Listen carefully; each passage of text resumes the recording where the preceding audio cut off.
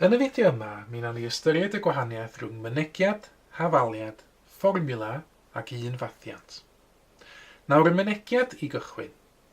Mae mynegiad yn gasgliad o dermau, pethau fel 5x, neu rhif 7, neu 2y disgwario, neu ail israd z, a gweithredyddion, sydd yn Saesneg yn operators, pethau fel adio, neu lluosi, neu ail israd, neu sgwario, neu ffracsiwn.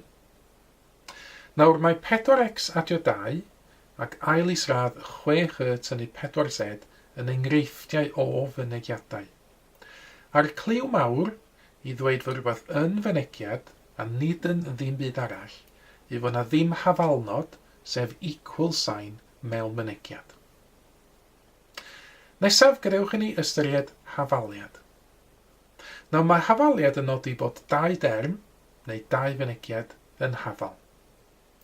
Mae 2 ochr hafaliad wedi'i gwahanu hefo'r hafalnod. Felly, yn syml iawn, mae hafaliad yn deud wrthyn ni fod ochr chwith yr hafaliad yn hafal i ochr dde'r hafaliad. Weithiau, ond nid bob tro, mae'n bosib datrys hafaliad i ddarganfod gwerth newidyn neu os hoffwch chi gwerth llythyren. Enghraifft, datrysiad yr hafaliad 2x tynnu 1 yn hafal i 15 yw x yn hafal i 8. Yn fan hyn, i datrys yr hafaliad yma, so ni'n adio 1 i bob ochr yr hafaliad i gychwyn, i adael 2x yn hafal i 16, ac yn arhannu 2 ochr yr hafaliad hefo 2 i adael y datrysiad x yn hafal i 8. Nesaf, gadewch i ni ystyried ystyr y gair fformula.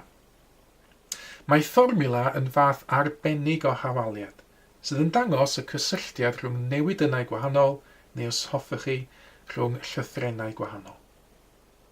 Nawr, mae P yn hafal i 2a adio B yn enghraifft o fformula, ac mae'r un yma yn cael ei ddefnyddio ar gyfer cyfrifo perimeter petriol sydd efo hyd A a lled B. Felly, os ydych chi hefo petriol ac yn gwybod y mesuriadau, byddwch chi ddefnyddio y fformula yma i gyfrifo perimeter petriol. Be sy'n rhaid idych chi wneud ydy amnewid y gwerthoedd ar gyfer A a B i mewn i ochr dde y fformula. Olaf, mae gennym ni rhywbeth o'r enw unfathiant. Mae'n bwysig nodi yn fan hyn mae yn yr haen uwch yn unig y bydd unfathiannau yn ymddangos. Mae unfathiant yn hafaliad sydd wastad yn wir, dim ots beth yw gwerth y newidynau. Nawr dyma ni enghraifft o unfathiant. Mae 2 rhomfach x adio 4 o hyd yr un fath a 2x adio 8, dim ots beth yw gwerth y newidyn x. Ac sylwch y fan hyn yn y canol, nid hafalnod sydd gennym ni, nid 2 linell llorweddol, ond mae gennym ni symbol hefo 3 linell llorweddol.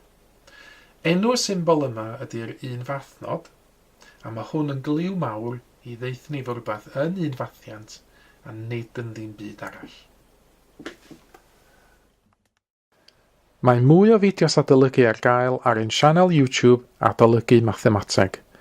Am y newyddion diweddaraf neu holi cwestiwn, dilynwch ein cyfrif trydar @mathemateg. Neu ewch i'n gwefan www.mathemateg.com am fwy o adnoddau adolygu.